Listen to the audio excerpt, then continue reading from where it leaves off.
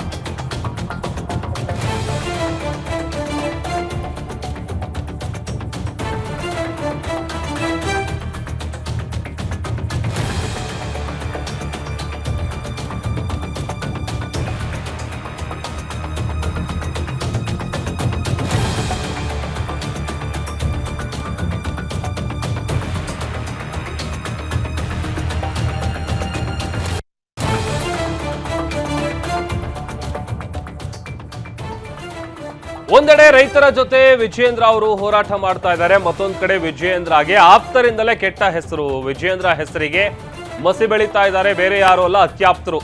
ವಿಜಯೇಂದ್ರ ಹುಟ್ಟುಹಬ್ಬದ ದಿನ ಅಗಳು ಭಟ್ಟರ ಹಾವಳಿ ಜಾಸ್ತಿ ಆಗಿದೆ. ವಿಜಯೇಂದ್ರಗೆ ವಿ ಬಾಸ್ ಅಂತ ಆಪ್ತರು ಪಟ್ಟ ಕಟ್ತಾ ಇದ್ದಾರೆ. ವಿಜಯೇಂದ್ರಗೆ ವಿ ಬಾಸ್ ಅಂತ ಪ್ರಚಾರ ಮಾಡ್ತಾ ಇದ್ದಾರೆ ಎಂ ರುದ್ರೇಶ್ ಅವರು.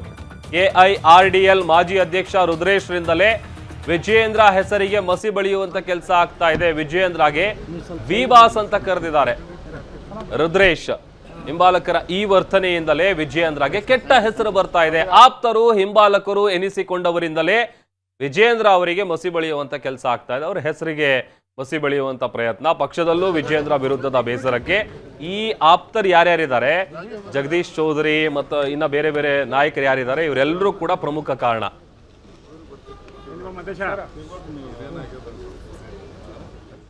ಈ ಬಗ್ಗೆ ಮತ್ತಷ್ಟು ಡೀಟೇಲ್ಸ್ ಅನ್ನ ಕೊಡ್ತಾರೆ ನಮ್ಮ political bureau head Maruti Pavagada ನನ್ನ ಜೊತೆ ಡೆಸ್ಕ್ ಇಂದ ಲೈವ್ ಜಾಯ್ನ್ ಆಗ್ತಾ ಇದ್ದಾರೆ.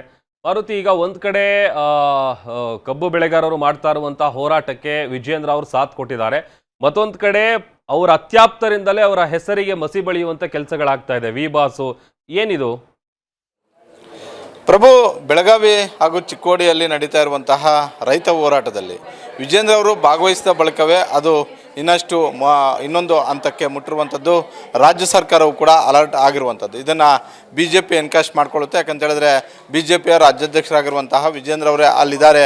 ಹೀಗಾಗಿ BJPಗೆ ಇದರ ಲಾಭ ಆಗಬಾರ್ದು ಅನ್ನುವಂಥ ಒಂದು ರೀತಿಯಲ್ಲಿ ಸ್ವತಃ ಮುಖ್ಯಮಂತ್ರಿ ಸಿದ್ದರಾಮಯ್ಯ ಅವರು HK ಪಾಟೀಲ್ ಅವರನ್ನು ಬೆಳಗಾವಿ ಚಿಕ್ಕೋಡಿ ಭಾಗಕ್ಕೆ ಹೋಗಿ ಅಲ್ಲಿನ ರೈತರ ಜೊತೆ ಮಾತುಕತೆ ಆಡಬೇಕು, ಇದಕ್ಕೆ ತೆರೆ ಎಳಿಬೇಕು ಅನ್ನುವಂಥ ಒಂದು ಸೂಚನೆಯನ್ನು ಕೊಟ್ಟಿದ್ದರು. ಆದರೆ ಮತ್ತೊಂದು ಕಡೆ ನೋಡಿದ್ದಾದರೆ ಇದು ಕೇವಲ ವಿಜಯೇಂದ್ರ ಅವರ ವಿಚಾರದಲ್ಲಿ ಅಷ್ಟೇ ಅಲ್ಲ, ಯಾವುದೇ ಒಬ್ಬ ದೊಡ್ಡ ಮಟ್ಟದ ನಾಯಕನ ಹಿಂದೆ ಇರುವಂಥವರಿಂದಲೇ ಅವರಿಗೆ ಕೆಟ್ಟ ಹೆಸರು ಬರುತ್ತೆ ಅನ್ನೋದಕ್ಕೆ ಈಗ ವಿಜಯೇಂದ್ರ ಅವರು ಕೂಡ ಇವತ್ತು ಅದೇ ಪರಿಸ್ಥಿತಿಯಲ್ಲಿ ಇದ್ದಾರೆ ಅನ್ನುವಂಥ ಒಂದು ಚರ್ಚೆ ಈಗ ಆರಂಭ ಆಗಿರುವಂಥದ್ದು. ಇದು ಇವತ್ತು ನಿನ್ನೆ ಸಮಸ್ಯೆ ಅಲ್ಲ, ಹಿಂದೆ ರೆಬಲ್ಸ್ ಆಗಿರ್ಬೋದು, BJPಯಲ್ಲಿರುವಂತಹ ತಟಸ್ಥ ಬಣದವರಾಗಿರ್ಬೋದು, ಬಹಳಷ್ಟು ಜನ ವಿಜಯೇಂದ್ರ ಅವರಿಗೆ ಆಕ್ಷೇಪ ವ್ಯಕ್ತಪಡಿಸಿದ್ದು ವಿಜಯೇಂದ್ರನೋ ಯಡಿಯೂರಪ್ಪನೋ ರಾಘವೇಂದ್ರ ವಿಚಾರಕ್ಕಲ್ಲ, ವಿಜಯೇಂದ್ರನ ಹಿಂದೆ ಇರುವಂತಹ ಈ ಪಡೆ ಯಾವ ಕೆಲಸಗಳನ್ನು ಮಾಡ್ಬೋದು, ವಿಜಯೇಂದ್ರ ಅವರನ್ನು ಯಾವ ರೀತಿಯಾಗಿ ಬಿಂಬಿಸ್ಬೋದು, ವಿಜಯೇಂದ್ರ ಅವರಿಗೆ ಸಂಪೂರ್ಣವಾದಂತಹ ಒಂದು ಅಧಿಕಾರ ಕೊಟ್ಟಿದ್ದೆ ಆದರೆ ಇವರನ್ನು ಹಿಡಿಯೋಕ್ಕೆ ಆಗುತ್ತೆ ಅನ್ನುವಂಥದ್ದು ಬಹಿರಂಗವಾಗಿ ಇದನ್ನು ರಮೇಶ್ ಜಾರಕಿಹೊಳಿ ಅವರು ಹೇಳಿದರು, ಕುಮಾರ್ ಬಂಗಾರಪ್ಪ ಅವರು ಹೇಳಿದರು, ಲಿಂಬಾವಳಿ ಹೇಳಿದ್ರು,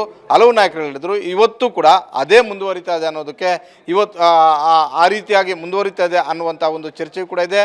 ಅದೇ ರೀತಿ ವಿಜಯೇಂದ್ರ ಅವರಿಗೆ ಇವತ್ತು ವಿ ಬಾಸ್ ಅನ್ನುವಂಥ ಒಂದು ಪಟ್ಟವನ್ನು ಕಟ್ಟೋದಕ್ಕೆ ಈ ನಾಯಕರು ಮುಂದಾಗಿದ್ದಾರೆ. ಅದು ರುದ್ರೇಶ್ ಆಗಿರ್ಬೋದು, ಅಲೋಕ್ ವಿಶ್ವನಾಥ್ ಆಗಿರ್ಬೋದು, ಮುನಿಸ್ವಾಮಿ ಅವರಾಗಿರ್ಬೋದು, ಬೇರೆ ಬೇರೆ BJPಯ ಯಡಿಯೂರಪ್ಪ ಅವರಿಂದ ಭಾಳಷ್ಟು ಅನುಕೂಲತೆಯನ್ನು ಪಡ್ಕೊಂಡಂಥವ್ರು ಹಾಗೂ ವಿಜಯೇಂದ್ರ ಅವರ ಹಿಂದೆ ಇರುವಂಥವ್ರು. ಆಗಂದ ಮಾತ್ರಕ್ಕೆ ನಾಯಕತ್ವದ ವಿಶ್ವಾಸ ಇರಬೇಕಾ ಅಂತ ಹೇಳಿದ್ರೆ ಖಂಡಿತವಾಗಿ ಕೂಡ ಇರಬೇಕು. ಆದರೆ ತಾವು ಮಾಡುವಂತಹ ಕೆಲಸಗಳಿಂದ ತಾವು ನಡ್ಕೊಳ್ಳುವಂತಹ ರೀತಿಯಿಂದ ತಮ್ಮ ನಾಯಕನಿಗೆ ಅದು ಎಫೆಕ್ಟ್ ಆಗಬಾರ್ದು. ಇವತ್ತು ವಿಜೇಂದ್ರ ಅವ್ರಿಗೆ ಆಗ್ತಿರುವಂಥ ದೊಡ್ಡ ಸಮಸ್ಯೆ ಏನು ಅಂತ ಹೇಳಿದ್ರೆ ಅವರ ಹಿಂದೆ ಇರುವಂತಹ ಈ ಒಂದು ಪಡೆಯಿಂದಲೇ. ಇಲ್ಲ ಅಂತ ಹೇಳಿದ್ರೆ ಇಷ್ಟೊತ್ತಿಗೆ ಯಾವಾಗಲೂ BJP ಹೈಕಮಾಂಡ್ ವಿಜೇಂದ್ರ ಅವ್ರಿಗೆ ರಾಜ್ಯಾಧ್ಯಕ್ಷ ಅಂತ ಘೋಷಣೆ ಮಾಡ್ತಾ ಇತ್ತು. ಆದರೆ ವಿಜೇಂದ್ರ ಅವರ ಹಿಂದೆ ಇರುವಂತಹ ಈ ಪಟಾಲಮಿಂದಾಗಿ ಆ ಒಂದು ಗಳಿಗೆ ಇನ್ನೂ ಕೂಡ ಬರ್ತಾ ಇಲ್ಲ. ಯಾಕಂತ ಹೇಳಿದ್ರೆ ವಿಜೇಂದ್ರ ಅವರು ತಮ್ಮ ಪಡೆಯನ್ನು ಕಟ್ಕೊಂಡಿದ್ದಾರೆ, ತಮ್ಮ ಹಿಂದೆ ತಮ್ಮ ಸುತ್ತಮುತ್ತಲು ಇರುವಂಥ ಒಂದು ಪಡೆ ಸರಿಯಿಲ್ಲ ಅನ್ನುವಂಥ ಒಂದು ಮಾಹಿತಿ BJPಯ ಹೈಕಮಾಂಡ್ಗೆ ಆಗಿಂದಾಗೆ ಹೋಗ್ತಾ ಇದೆ. ಅದರಲ್ಲಿ ಭಾಳಷ್ಟು ಜನರು ಇರ್ಬೋದು, ಅದು ತಮ್ಮೇಶ್ ಗೌಡ ಆಗಿರ್ಬೋದು, ಅಲೋಕ್ ವಿಶ್ವನಾಥ್ ಆಗಿರ್ಬೋದು, ರುದ್ರೇಶ್ ಆಗಿರ್ಬೋದು, ಬೇರೆ ಬೇರೆ ನಾಯಕರು, ಇಡೀ ರಾಜ್ಯಾದ್ಯಂತ ಒಂದಷ್ಟು ಬೆರಳೆಣಿಕೆ ನಾಯಕಗಳಿದ್ದಾರೆ. ಇವರು ವಿಜೇಂದ್ರ ಎಲ್ಲೋದ್ರೆ ಅವ್ರ ಸುತ್ತಲೂ ಕೂಡ ಇರ್ತಾರೆ. ಇವರಿಂದ ಒಂದಷ್ಟು ಡ್ಯಾಮೇಜ್ ಆಗ್ತಿದೆ ಅನ್ನುವಂಥದ್ದು ಈಗ ಚರ್ಚೆ ಆಗ್ತಿರುವಂಥದ್ದು. ಸಹಜವಾಗಿ ರಾಜ್ಯ BJP ಕಚೇರಿಗಳಲ್ಲೂ ಕೂಡ ಈ ಚರ್ಚೆ ಇತ್ತು. ಅದೇ ರೀತಿ ರಾಜ್ಯಾದ್ಯಂತ BJP ನಾಯಕರು ಕೂಡ ಇದನ್ನೇ ಮಾತಾಡ್ತಾ ಇದ್ರು, ತಟಸ್ಥರು ಕೂಡ ಇದನ್ನೇ ಹೇಳ್ತಾ ಇದ್ರು. ಅದೇ ರೀತಿ ರೆಬಲ್ಸ್ ಅವರು ಬಹಿರಂಗವಾಗಿ ಇದನ್ನೇ ಹೇಳ್ತಾ ಇದ್ರು. ಅದು ರೇಣುಕಾಚಾರ್ಯ ಅವರಿಂದ ಹಿಡಿದು ಬಹಳಷ್ಟು ದೊಡ್ಡ ಮಟ್ಟದ ಹೆಸರುಗಳನ್ನು ಹೇಳ್ತಾ ಇದ್ರು. ಇವತ್ತು ಕೂಡ ಅದು ಅದೇ ರೀತಿಯಾಗಿ ಮುಂದುವರಿತಾ ಇರುವಂಥದ್ದು. ಹೀಗಾಗಿ ವಿಜೇಂದ್ರ ಎಷ್ಟೇ ಸಂಘಟನಾತ್ಮಕವಾಗಿ ಚುರುಕಾಗಿದ್ರು, ಸಂಘಟನಾತ್ಮಕವಾಗಿ ಯಶಸ್ವಿ ಆಗಿದ್ರು ಕೂಡ ಹಿಂದೆ ಇರುವಂತಹ ಈ ಒಂದು ಪಡೆಯಿಂದ ಅವರಿಗೆ ಕೆಟ್ಟ ಹೆಸರು ಬರ್ತಿರೋದು ಕೂಡ ನಿಜ ಪ್ರಭು. ಓಕೆ, ಥ್ಯಾಂಕ್ ಯು ಮಾರುತಿ ನಿಮ್ಮೆಲ್ಲ ಡೀಟೇಲ್ಸ್ಗಾಗಿ.